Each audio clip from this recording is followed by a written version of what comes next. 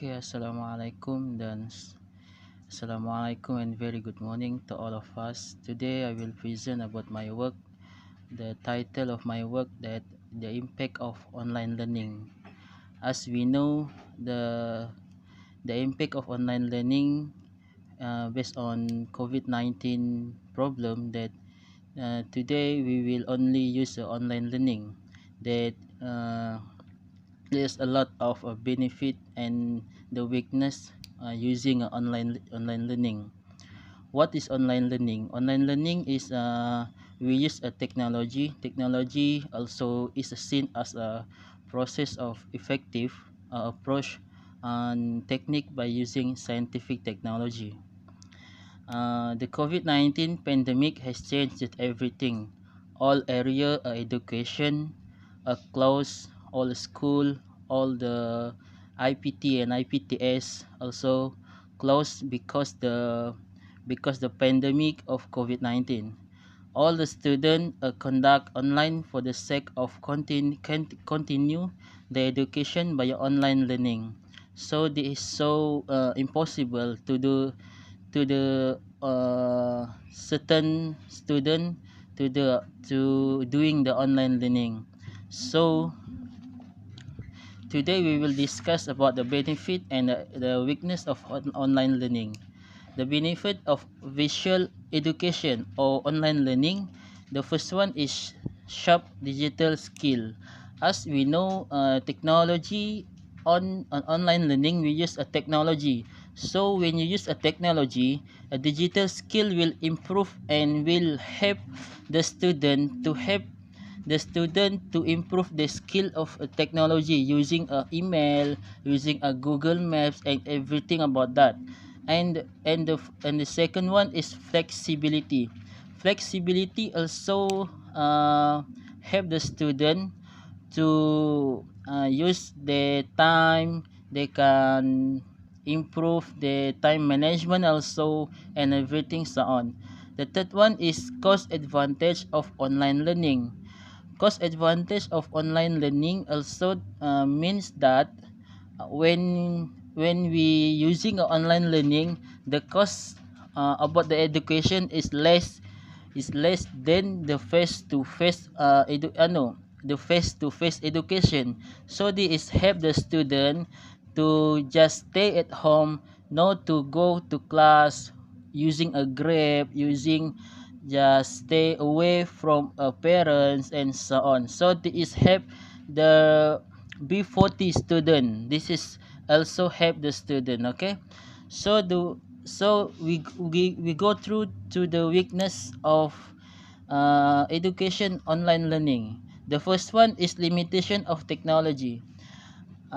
Limitation of technology, seperti yang kita sedia maklum bahawa limitation of technology sebagaimana kita pada hari ini kita menganggap bahawa online learning adalah satu kemajuan dalam bidang pendidikan, tapi dalam masa yang sama terdapat individu ataupun pihak-pihak tertentu yang mempunyai limit dalam bidang teknologi. Sebagai contoh, pelajar-pelajar yang di dalam area pedalaman, yang mana mereka terpaksa pergi ke hutan panjat gunung semata-mata untuk mendapatkan line, untuk menghantar assignment mereka, untuk menghantar assessment yang diberi oleh guru, dan sampai tahap untuk mereka menjawab peperiksaan di dalam hutan.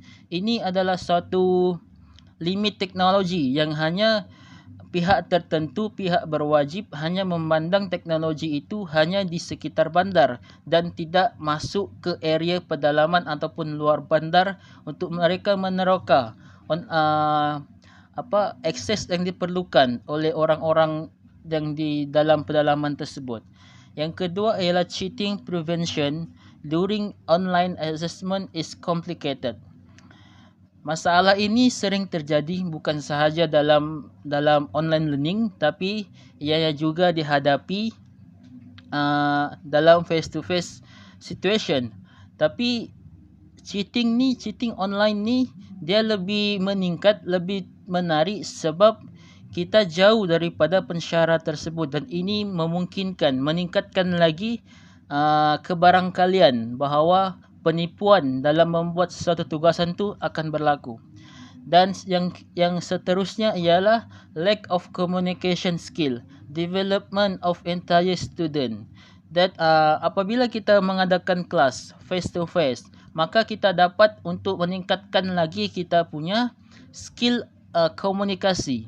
Tapi apabila kita mengadakan online learning, pendidikan atas talian, maka perkhidmatan ataupun komunikasi antara guru dan pelajar itu kurang kerana disebabkan perkara-perkara yang mungkin pelajar sambil lewa ataupun pelajar apabila seorang pensyarah itu bercakap dan mereka tidak fokus, maka kurangnya budaya komunikasi antara guru pensyarah ataupun antara guru dan pelajar. Ini yang menyebabkan lack of communication skill.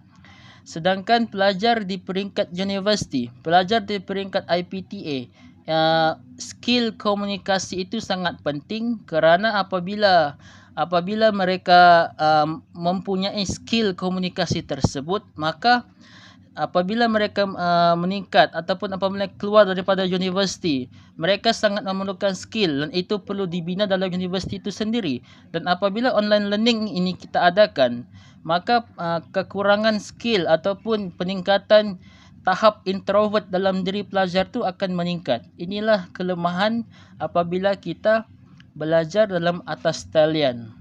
Walau bagaimanapun, apabila kita asyik bercakap soal negatif, soal ketidakmampuan seseorang, maka kita sendiri tidak akan maju ke hadapan.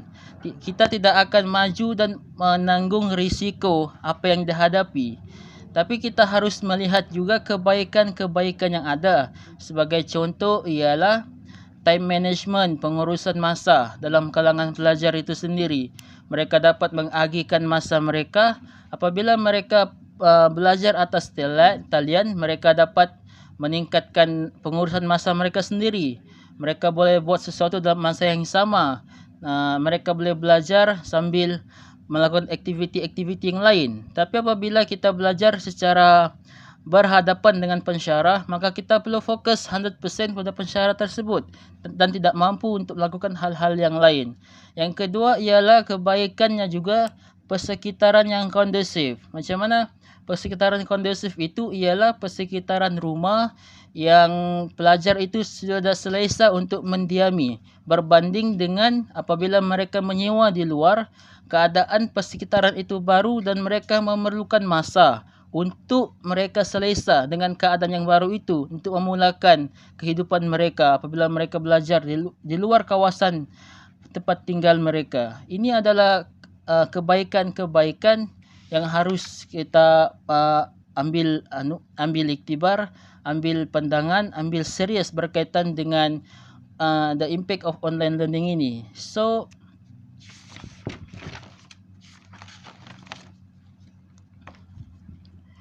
the pandemic COVID-19 memaksa semua negara satu dunia untuk kita menggunakan teknologi, untuk kita menggunakan online learning, terutamanya dalam bidang pendidikan. So, mahu tidak mahu sebagai seorang pelajar, sebagai seorang mahasiswa, kita harus untuk meningkatkan keupayaan teknologi kita, memahami teknologi dengan lebih mendalam, belajar teknologi dengan lebih mendalam untuk masa depan pendidikan, terutama dalam bidang perguruan, di mana guru-guru sekarang sangat dititik beratkan mereka untuk faham apa itu 21st century education, yang mana 21st century education ini dia mementingkan sistem pendidikan yang canggih, tidak menggunakan papan tulis, tidak menggunakan whiteboard semata-mata, iaitu kita menggunakan laptop, kita menggunakan telefon, kita menggunakan aplikasi yang ada dalam telefon dan sebagainya untuk kita mendidik pelajar dalam kelas maupun di luar kelas. So, untuk online learning banyak kebaikan berbanding dengan keburukannya. Sekian, terima kasih.